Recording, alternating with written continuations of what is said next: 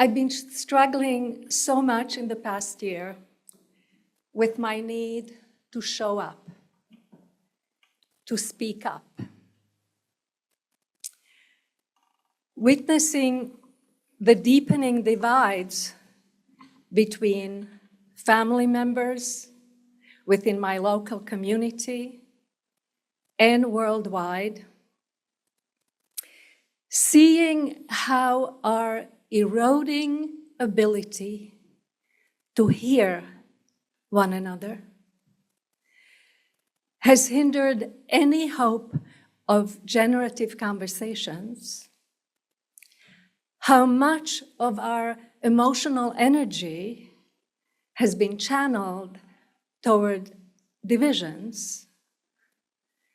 I kept asking myself, with such a frighteningly escalating level of us versus them ethos, where do I look for help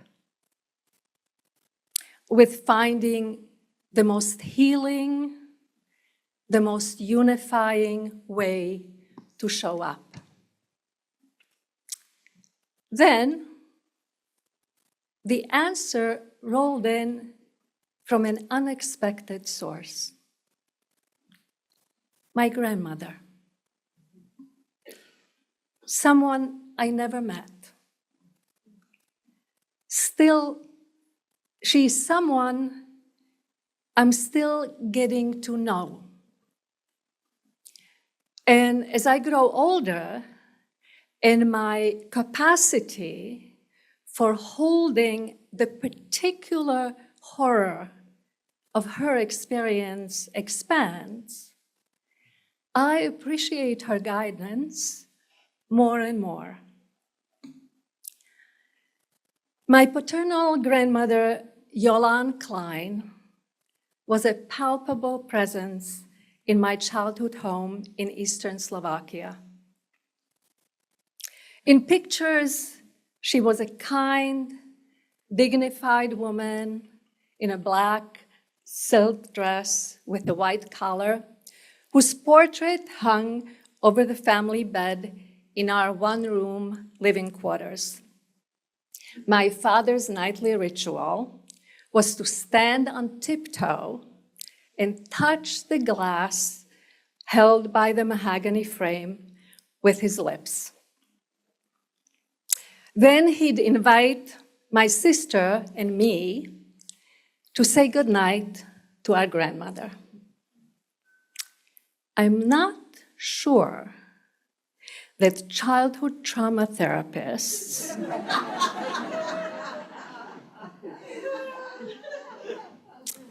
of today would have approved of this ritual. But it was what my father needed to do for his own healing. And it's all good. The ring and the note was the story my father told us to explain what gave him the strength to survive starvation, exhaustion, disease, and daily humiliation in Mauthausen, a death camp in Upper Austria. I kept thinking how it would affect my mother and Adelka, my younger sister, to return home and not find me there, he said. I couldn't do that to them. He then described the scene of arriving home after the liberation.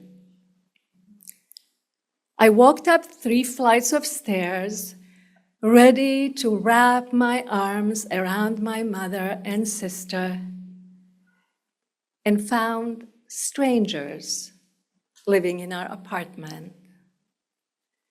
The neighbor must have heard me. She was waiting at the top of the stairwell. Without a word, she ushered me into her living room and handed me the possessions my mother thought I would most need when I returned.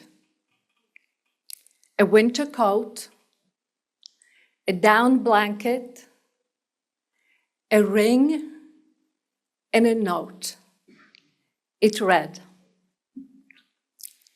"Children, love each other. We will not see one another again."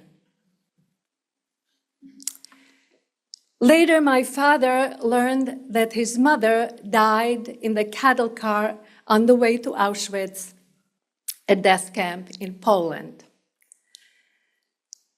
In the decades since I heard that story, I pictured my grandmother sitting down to write that note before gathering her belongings for the hellish train ride, choosing the one line that would make a difference in her sons' and daughters' lives. Children, love each other.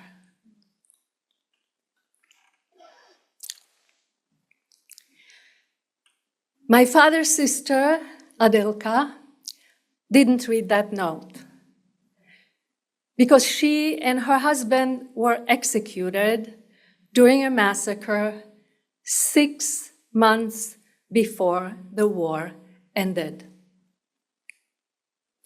My older brother, Robert, didn't read that note because at the age of 8, he was one of the 1 million children murdered by the Shoah.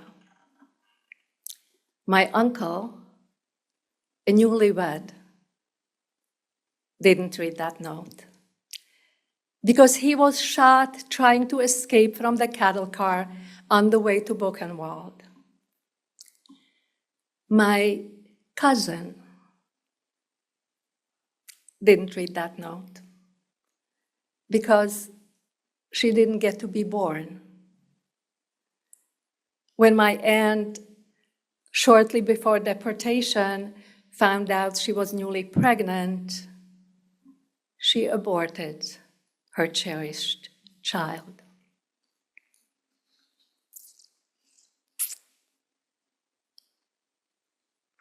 But my father read that note.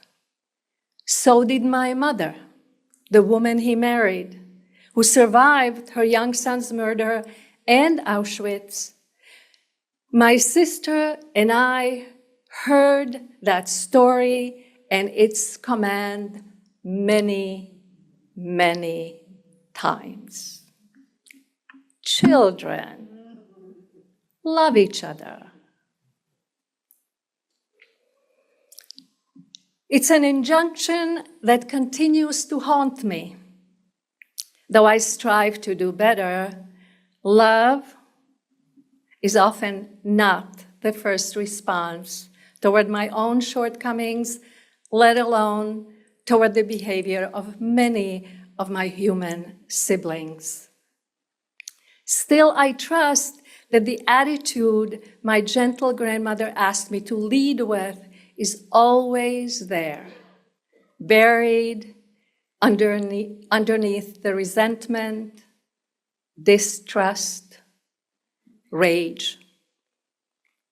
And each time I rope off a more generous space for those injured voices within me to speak their truth, I find myself inching just a little closer to compassion, a little closer to the way I'd like to show up for myself and for everyone and everything else I'm in relationship with. I don't have the answers to solving the escalating horrors of wars or any other high conflicts we humans are attempting to resolve by assaulting one another. I can't possibly know how I would act or what emotional reactions I'd have to reckon with if it was my sister that was abducted, maimed, tortured, or if it was my home that was bombed into rubble and my children were dying of starvation. But if I, someone with food in my pantry and clear skies overhead, can't sit down with my neighbor and hear what pains them, how can I possibly expect people trapped in the war zone to move toward a more peaceful way of treating one another?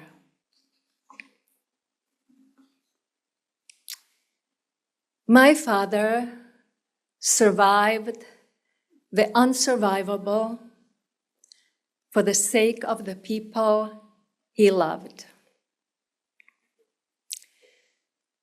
Knowing the incalculable cost of violence, the loss of human life, the unfathomable harm to every living thing. What am I? What are you? What are we willing to do for the sake of the children, the people, the world we claim to love?